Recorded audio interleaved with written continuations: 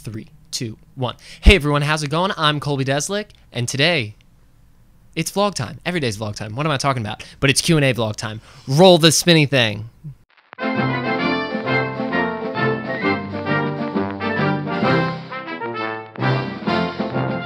Hey everyone, how's it going? It's Q&A time with the vlog. I did a poll on Twitter on Saturday, and you guys said that you wanted to talk about auditioning. So today's vlog is all about auditioning.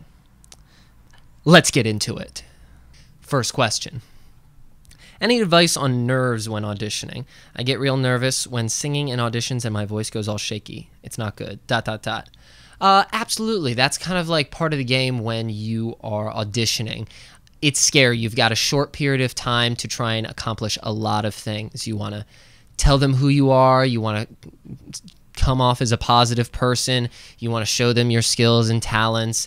And usually they only ask for, 16 bars, if that. So you've got a very short window to accomplish a lot. So it's totally acceptable that you are nervous. Being nervous just means that you want to do a good job. I think there are a couple other questions about this too, so we'll just take a second to really go in depth on nerves. Being nervous just means that you care about what you're doing in the audition room, which is good. My advice for that is to not try and calm yourself down. I think a lot of times people try and go from a high arousal to a low arousal, which essentially means they say, I'm nervous, my energy's up here.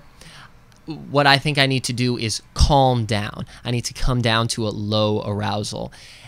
And what happens when you try and do that? It just makes you more anxious. When someone comes to you and says, calm down, when they're really anxious, it's just going to make it worse.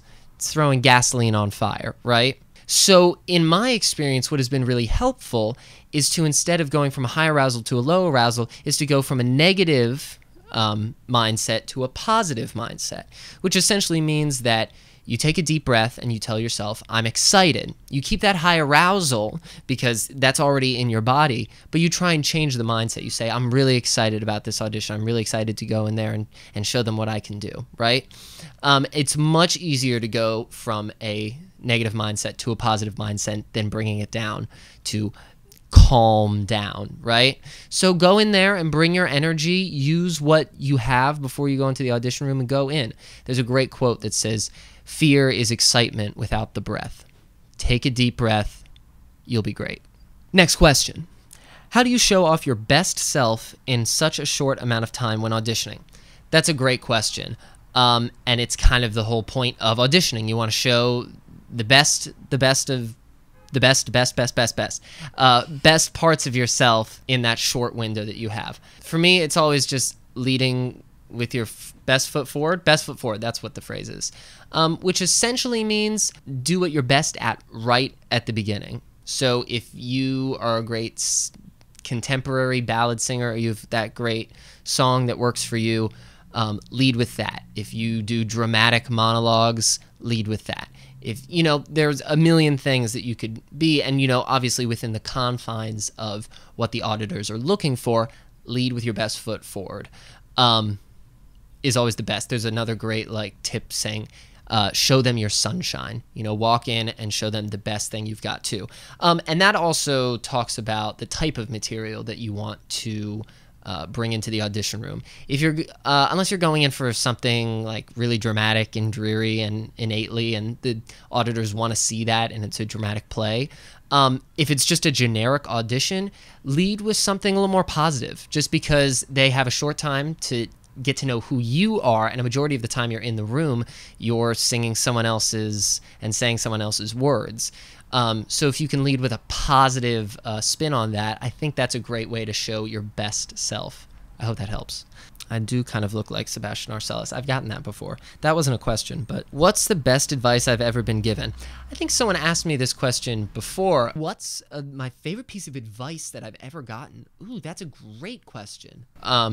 But since we're talking about auditioning, I'll relate it to this. I mean, I think both of the things we've talked about so far are great pieces of advice. I think I would add on top of that, every audition is for the next audition, right?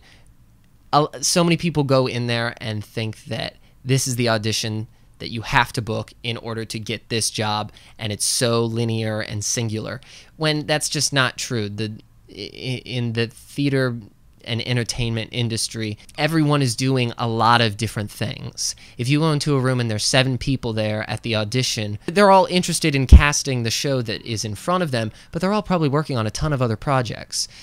So if you go in there and give it your all and give it your best shot and just show them who you are without worrying about getting the part, you know, they'll remember that, and they'll keep that in the back of their mind. And then if you see them again, or you show up for a show that maybe you're better suited for, they'll remember you, and they'll remember that you do great work. So I think the most important thing is to just not attach strings to the audition process for yourself. Go in there, do the best you can. And if you don't get the part, it's not about you. It's about the show, and you're probably just not right for it. Patience. K. Cork. What should I wear? Great question. I think the best answer is to say what you are comfortable in. And I'll layer on top of that simple answer with some more specifics. But you want to treat your audition, certainly a first audition, like a first date. You want to go and present the best version of yourself, so you want to wear something, not like I'm wearing right now, but you want to wear something you're comfortable in. Maybe for guys that's slacks and a button-up shirt, maybe it's jeans and a t-shirt, and for girls maybe it's a nice dress and flats, or maybe heels, or it's whatever you feel comfortable in and whatever you feel like presenting to someone else. On top of that, look at the type of show. If you're going in for a specific show, look at the type of show you're going in for.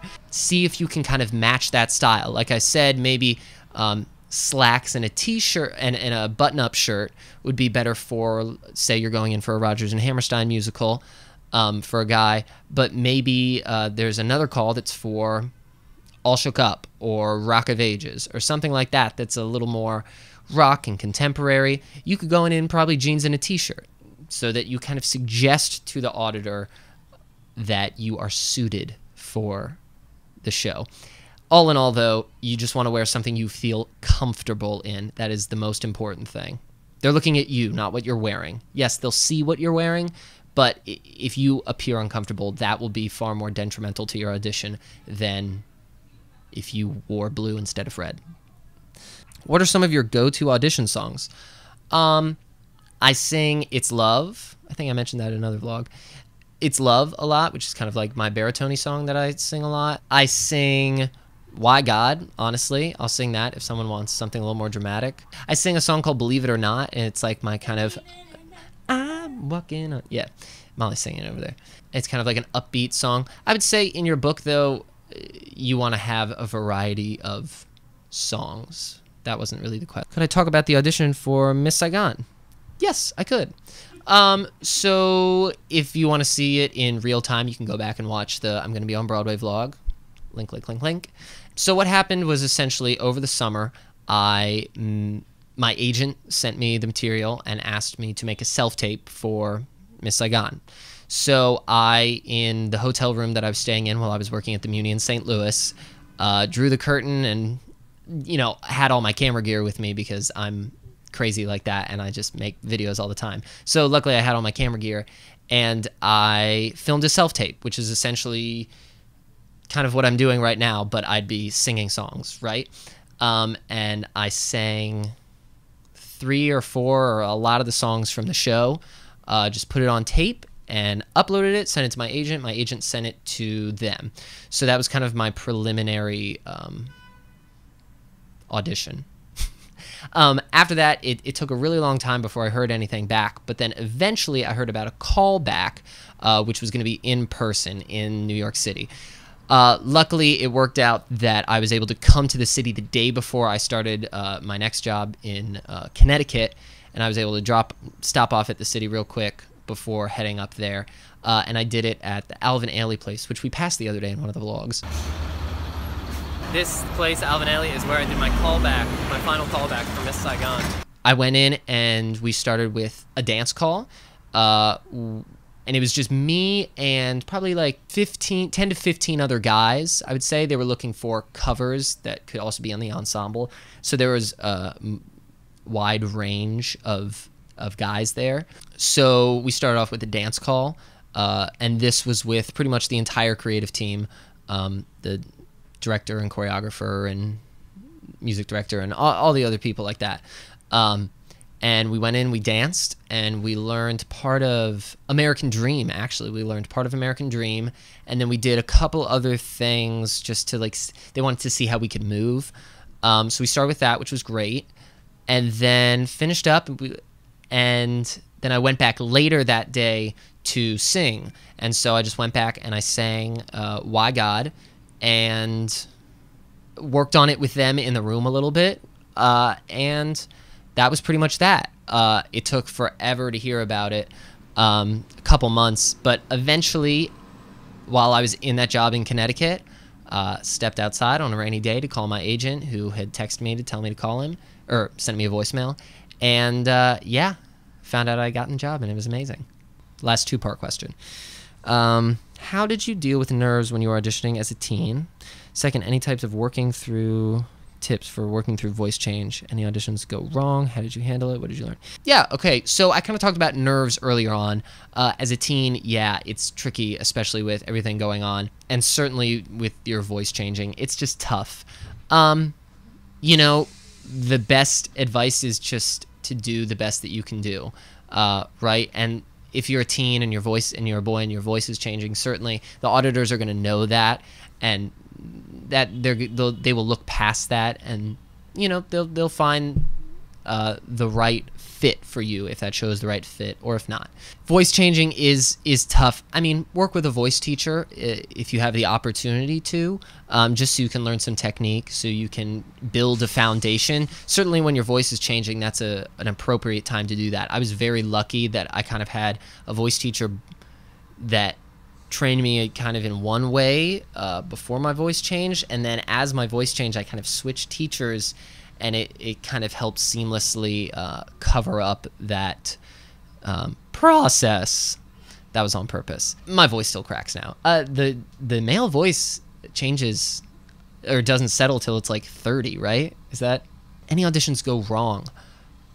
There was one time I went to an audition for Drowsy Chaperone at a community theater near where I lived, and it was more for adults, but they just wanted me to come in for some reason, and I was sick as a dog, could barely sing, and one of my theater teachers told me at the time, they were like, you should just go for the experience, and in my mind I was like, I don't want to do this, but kind of like flash forwarding into the future, it would be a good experience to go to an audition like sick and just see how to handle it.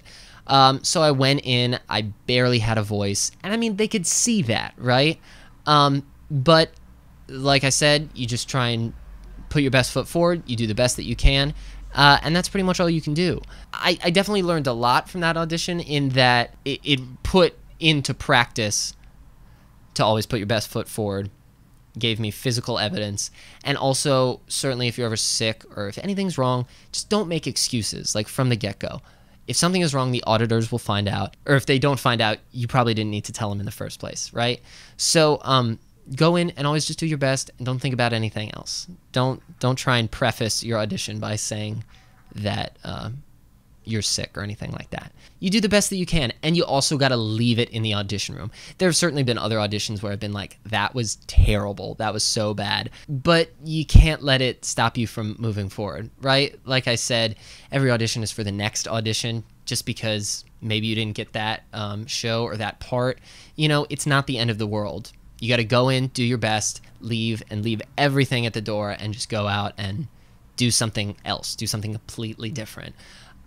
Because at the end of the day, you know, we do theater to have a good time and have fun and share stories, do what we love, right? And yes, a lot of times auditioning gets in the way of that and kind of clouds the reasonings and the why behind it, but it's a necessary part that we've got to go through.